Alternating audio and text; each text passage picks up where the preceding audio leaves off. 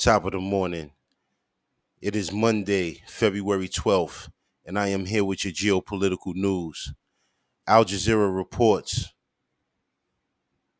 is Israel in breach of the ruling by the International Court of Justice? Hello, welcome to the program. I'm Adrian Finnegan. The United Nations top court has ordered Israel to prevent and punish actions that could lead to or incite genocide in Gaza. It also ordered much-needed humanitarian aid and basic services be allowed into the Strip. The ruling was widely viewed as a step towards ending Israel's war, but in the weeks that have followed, troops have continued to act with impunity, intensifying their indiscriminate killing of Palestinians. And now, Prime Minister Benjamin Netanyahu. So basically, regardless of what the International Court of Justice has ruled, and Israel came out and made a statement before the ruling came out, basically saying that they will not be stopped. And so they've already publicly announced that regardless of the ruling by the International Court of Justice, their military campaign in the Gaza Strip will not stop. And so what this is contesting is that the ruling from the International Court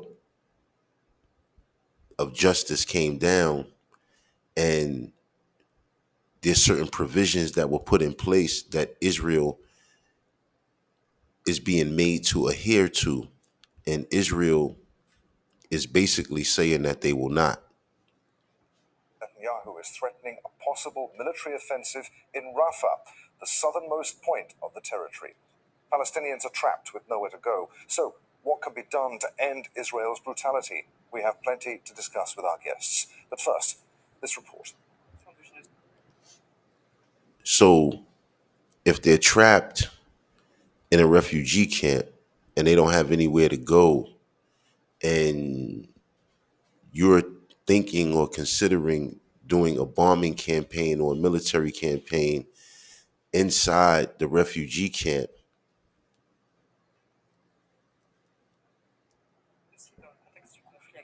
On January the 26th, the United Nations highest court determined there was plausible evidence of genocide in Gaza.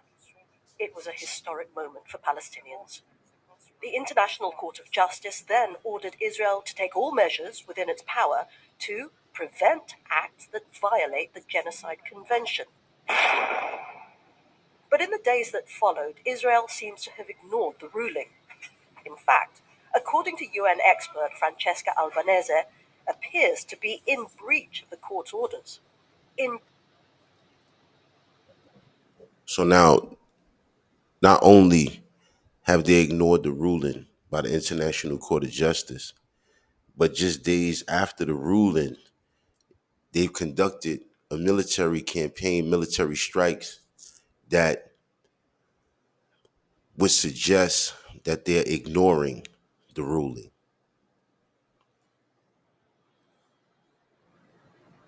Just over 2 weeks since the ICJ ruling, the army has killed more than 2,000 Palestinians in Gaza, bringing the death toll to more than 28,000 since October the 7th.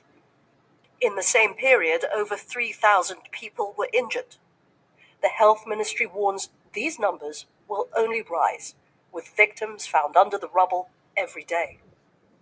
And I said that before.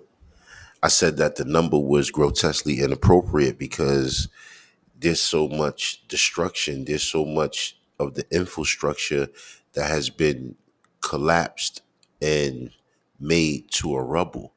And so there's so many people you can imagine that is underneath the rubble. The remains of so many people are underneath these buildings that have collapsed.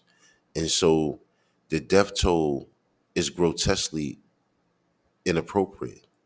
It's way more people than the number that we're being given. And so the situation is way worse than what you and I previously thought. Albanese points to the continued demolition of infrastructure and the ongoing lack of medical supplies, food, and clean water as further examples of Israel's violation of the court's orders. It could get worse. Prime Minister Benjamin Netanyahu has ordered his military to draw up plans for a ground offensive in Rafah, in the southernmost tip of Gaza. More than 1.4 million displaced Palestinians, two-thirds of the population, are sheltering in the city. UN facilities there are operating at many times above capacity.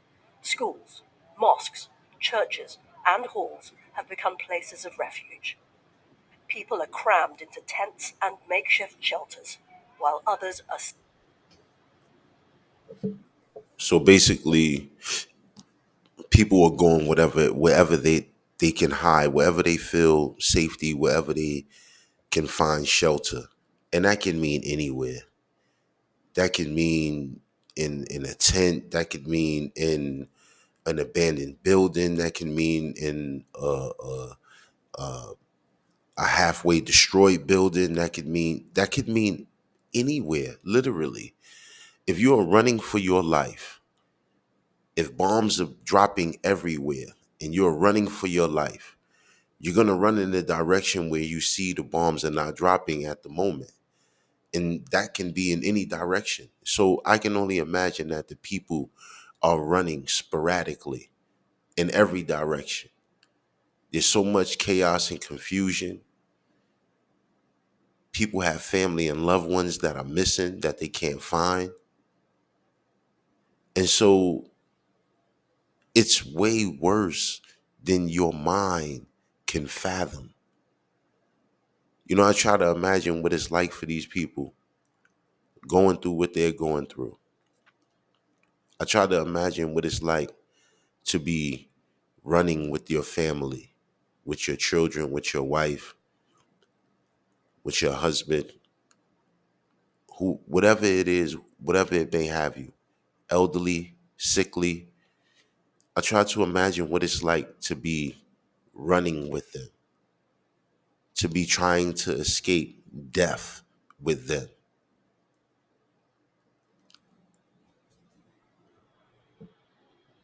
Sleeping on the streets.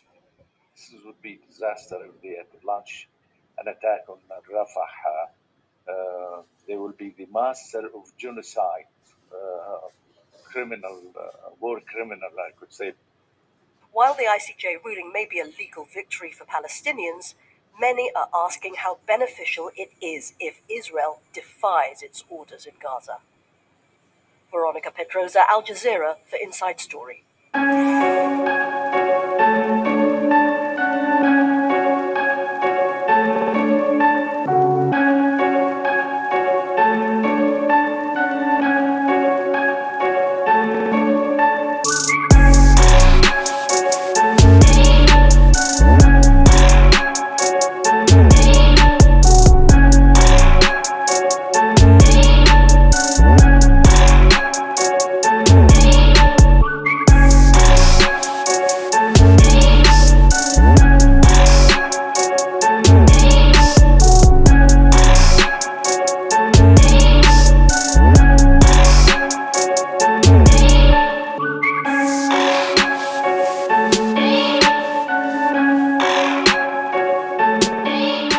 Another geopolitical news, Al Jazeera reports court orders Netherlands to halt delivery of fighter jet parts to Israel.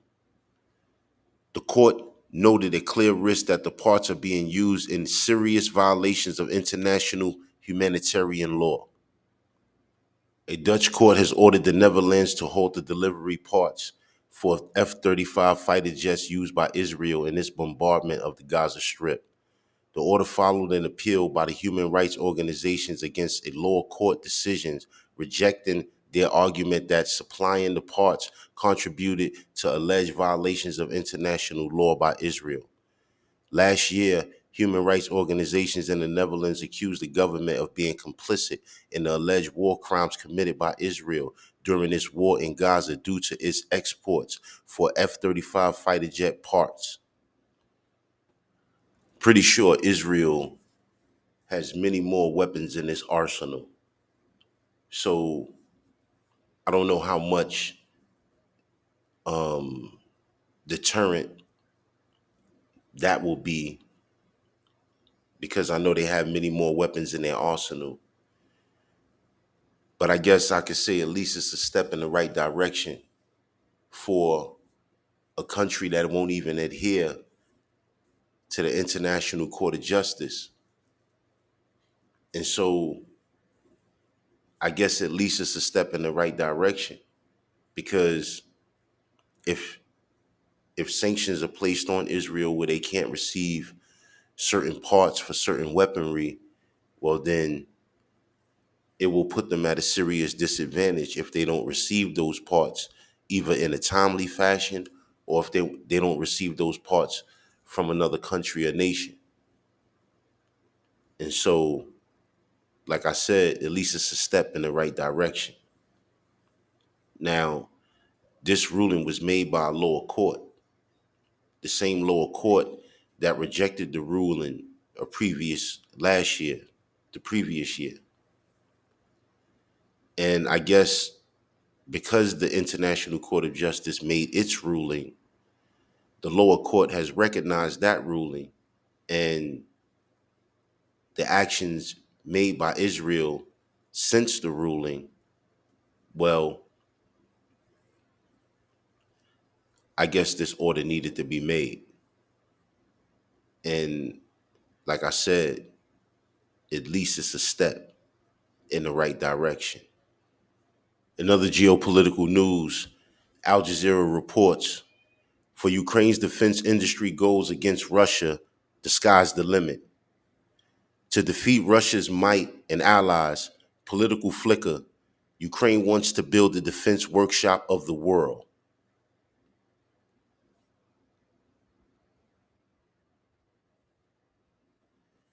As Ukraine approaches the second anniversary of Russia's full-scale invasion, it plans to produce more of its own ammunition and key weapon systems. The goal of greater self-sufficiency comes as Ukraine's Western allies meet increasing political resistance to military aid and Russia ramps up weapons production. You know what I think about this is very simple. Ukraine has a serious, serious problem. And they've had a serious problem since before the beginning of this conflict. Ukraine's problem is that Ukraine has been vying to become a part of NATO, which will never happen. And I think at this point in time, President Zelensky realizes this, because now you've come to an inflection point where the United States of America and its Western allies, now they're resisting on support. The very same support that was promised. I've said this to you guys on numerous occasions, that ultimately what I believe the outcome of this situation would be was that the United States would ultimately abandon Ukraine. And slowly but surely, this is what we're seeing. We're seeing an abandonment of a situation that you interjected yourself in. You instigated this conflict by providing Ukraine with military aid that Russia asked you not to provide. And so you used Ukraine to fight a proxy war against Russia, to try to weaken Russia in a sense. So now it's almost like you were waging war against Russia on two fronts. You were helping Ukraine and assisting Ukraine with military aid, and the second front would be in the form of weaponizing currency and imposing sanctions. So you were trying to cripple Russia. You were trying to weaken Russia. And your plan is backfiring. Why is the plan backfiring?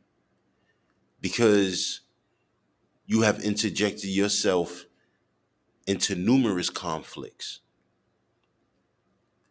And now, like the coward that you are, you have to pick and choose your battles. So I'm not surprised one bit by, you know, the United States of America and its allies. I'm not surprised one bit by the abandonment that's that's appearing to happen before our eyes as it relates to Ukraine. What I am surprised about is that Ukraine has decided to start making its own weapons, its own ammunition, its own weapon systems.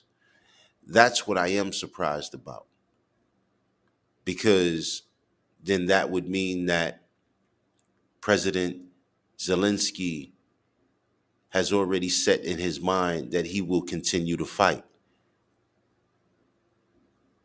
He will continue to fight at all costs. But what does that mean?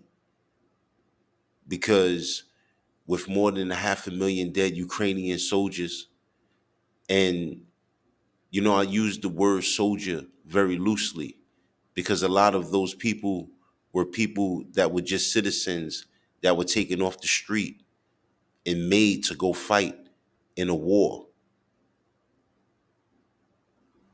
So we can say the death toll is more than 500,000 Ukrainians at this point.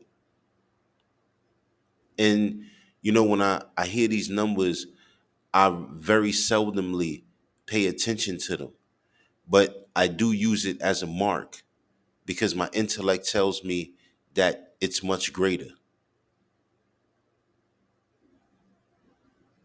And so, like I said, I'm very surprised that President Zelensky sees fit to continue, sees fit to continue very well, which you cannot win.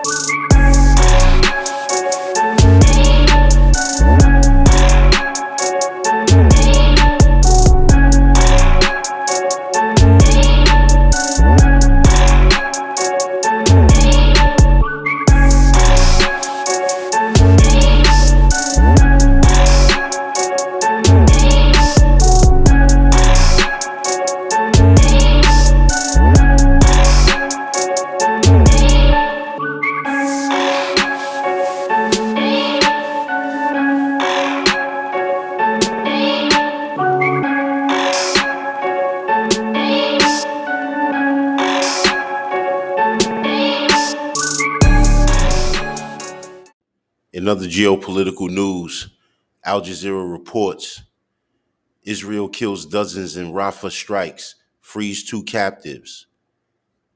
Air raids come as Palestinians in Rafah brace for offensive that aid agencies fear would cause massive casualties. Israel has carried out airstrikes in the southern Gaza city of Rafah, killing dozens, according to health officials, as Palestinians brace for major offensive on the densely crowded urban area. There were conflicting reports of the death toll following the pre-dawn strikes on Monday. So now, this was reported today. So this obviously happened this morning before many of us, you and I, woke up this morning. There were airstrikes that were happening in the city of Rafah. And these airstrikes were happening, from what I believe, is at a refugee camp. Now, what's being said and what's being reported and what's actually reality, these are conflicting things. But what we do know is that there are many people dead from these airstrikes. That's what we do know. Now, they're reporting that 2 captives were freed, and there's an unknown number of dead people, of the death toll. So they have no idea how many people are actually deceased, but what they do know is that they freed 2 captives. And so what do I think about this situation? Well,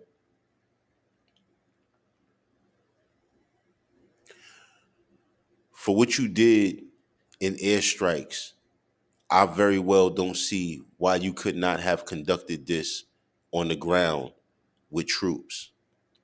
The death toll would be less. I can only imagine. But, many of us imagine these situations and we imagine these conflicts and we imagine that it would be less killing if the troops were on the ground. This is what we do not know. But it is an assumption. In in my mind, it is it's an intellectual assumption. So there's nothing really for me to say about this outside of the fact that they're reporting that they freed 2 captives. So I guess that's a win for them, or at least that's how they'll see it. Okay, so right now I'm on a YouTube platform, and this is a channel by the name of Redacted, has about 2.3 million subscribers. I suggest you guys go check this channel out. It's a lot of good information on this channel. Right now, I'm going to play a little bit of this video to give you guys some context. You see the title, Ukraine's army is about to collapse and Zelensky is finished. Former Marine Scott Ritter. And so we're going to play a little bit of this video, and I'm going to give you guys, you know, a brief reaction, or at least my take on what's being said in this video.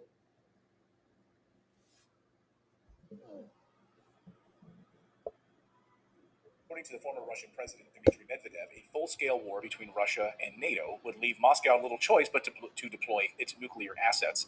And then we have reports over the past 48 hours in the town of Advivka, which I'm going to say wrong throughout this interview, an area that has been heavily fortified over the last decade by NATO forces, really a stronghold, is now surrounded, and Ukrainians are surrendering and fleeing. Is this the last gasp? So, like I said, man, I said this before and I'll keep saying it, and I'll keep saying it over and over again. You know, Ukraine is in a very bad situation. And I believe that at this point in time, they're probably wishing that they did not take the assistance from America, because they could have very well remained a sovereign country without the assistance of any Western nation.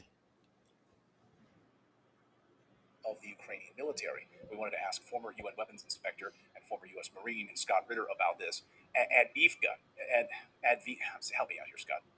Advievka. Advievka. All right, I got it. Okay, I'll let you say it for the rest of this interview. So, No problem. I wanted you to tackle this part first. Let's talk about this battle here. We're seeing reports that there is sort of a massive Russian offensive about to be launched here, attacks in Kiev and attacks around here. What do you make of this? Well, what we're looking at is what I've been talking about now for some time. We're looking at the collapse of the Ukrainian military, their ability to maintain combat cohesion. The key player here is the lack of artillery. Ukrainians received a tremendous amount of artillery weapons, including modern, some of the most modern Western 155 millimeter, I think L-52 caliber weapons, which have a long range and they have accuracy. So the Ukrainians use these, in a very professional manner for counter battery warfare, et cetera. They were able to disrupt Russian artillery, prevent Russia from massing their artillery the way they would normally do doctrinally, and otherwise maintain sort of an equilibrium on the battlefield because Russia's casualty of And also pay attention to the fact that this is all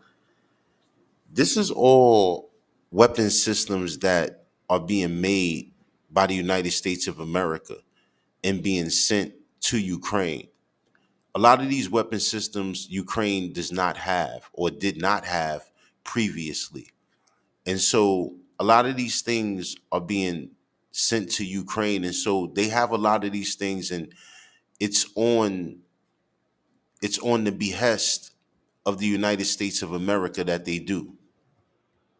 verse. They're not in the business of, giving the Ukrainians opportunities to kill a large number of Russians. And so Russia was compelled to disperse command and control, disperse assets, disperse logistics. And this had an effect of slowing down the Russian operations. Ukraine's out of ammunition now. They aren't able to do this anymore. They tried to compensate using drones, swarms of So now you're out of ammunition and you can't afford to run the same offensives anymore. And so you've tried to replace this by using drones, which have had some effect, but not nowhere near the effect that you would have hoped for. And so, what do you do in the situation where your ammunition is running dry? It's almost depleted. And now you're relying on drones to make up for what you're lacking as it relates to ammunition. And you're waiting, begging other nations to provide you aid rather than come to the table with the president of Russia, Vladimir Putin, which you would be able to do. Because I don't believe that this individual is an unreasonable man.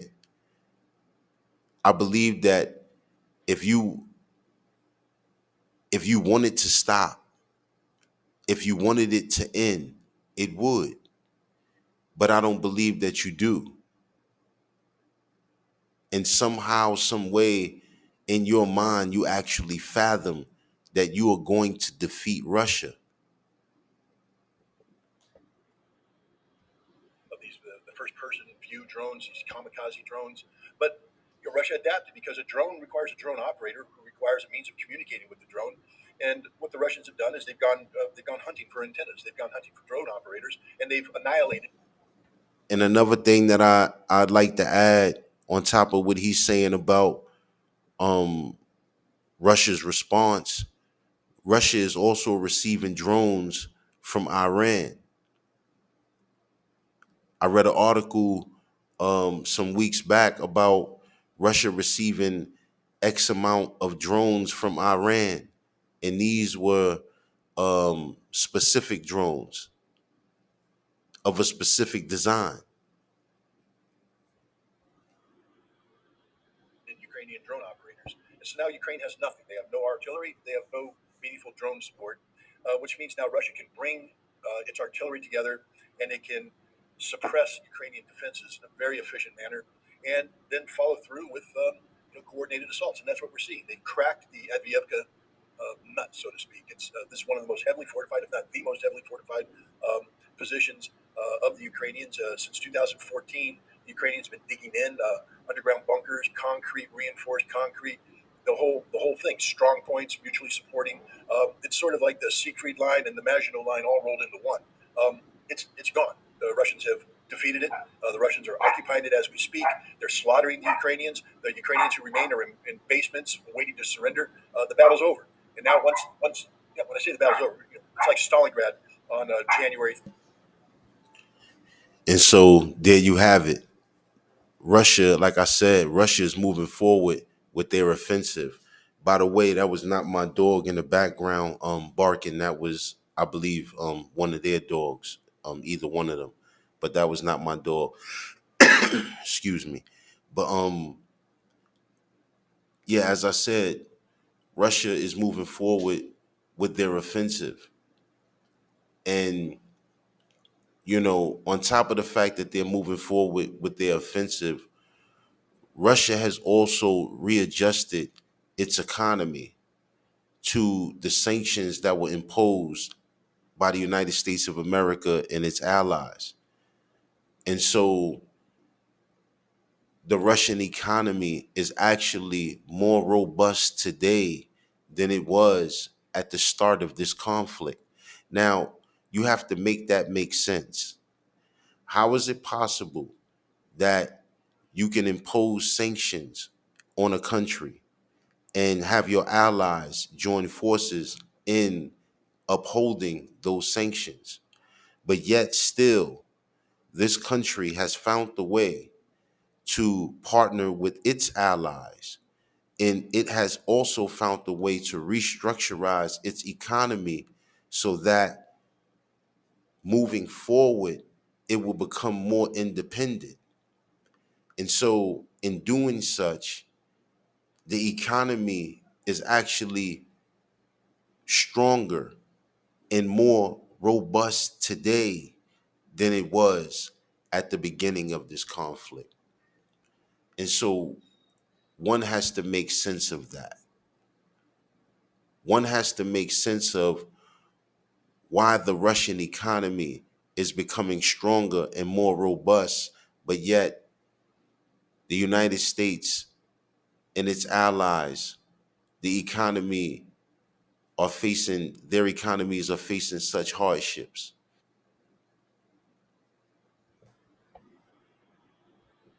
30th. The battle was over, January 30th, 1943. Handfuls of Germans hung out until like February 2nd, February 8th, but the battle was over. Will there be pockets of resistance of diehard Ukrainians who are going to hole up and require the Russians to come in and dig them out? Yeah, but the battle's over. It's done. It's finished. They've lost at Vievka, and in doing so, they've had a giant hole ripped into their lines because the key to a fortress is that it's impenetrable. But the Russians have now penetrated it. And behind the fortress, there isn't a follow-on spot. So this is the beginning of the end. The Russians will now push through Adviivka. The Ukrainians will be compelled to divert reinforcements that they don't have. It's not like they're sitting on a whole bunch of brigades that have yet to be deployed. They've deployed their best brigades to Adviivka to try and stop the Russians. It didn't work. They're dead. So now they're going to be putting others. And in order to do that, they're going to have to steal the units from other places on the front lines where the Russians are advancing. Every day, the Russians are biting off a chunk, 500 meters there, a kilometer here, 5 kilometers there, along the entire front. And they're just pushing. And what As I said, they keep pushing forward, keep pushing forward, keep pushing forward. So day by day, night by night, week by week, month by month, they are just moving forward. They're moving deeper and deeper into Ukraine. They're covering more ground, more ground, more ground. And as I said before, if President Zelensky doesn't, if he doesn't wake up, if he doesn't realize what's actually happening, not only the abandonment of the United States of America and its allies, but also the offensive that's being made by the Russian military, then I think that he would think twice, or he should at least consider that maybe you need to resolve this conflict another way. Maybe you should seriously consider that you need to resolve this conflict another way. And so, that's all I'm gonna leave you guys with that. You guys can go check this video out. The channel is called Redacted. It's a Scott Ritter interview. He is a ex-Marine who basically has a vast array of insight as it relates to not just the United States military industrial complex, but just to the activities on a world scale as it relates to governments and militaries. So I advise you guys to go and check this full interview out. It's about 14 minutes long. We only delved into about 5 minutes of this interview. So you guys get the gist of what it is that I'm trying to say and the point that I'm trying to make.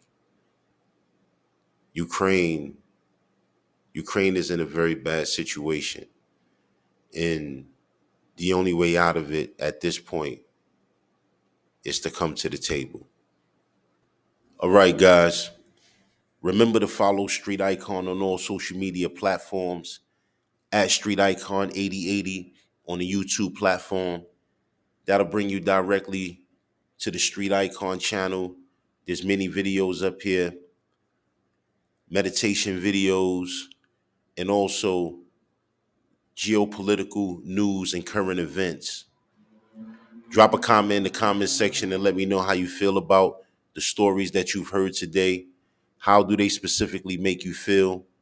Drop a comment in the comment section and always remember, stay vigilant, stay safe. Peace.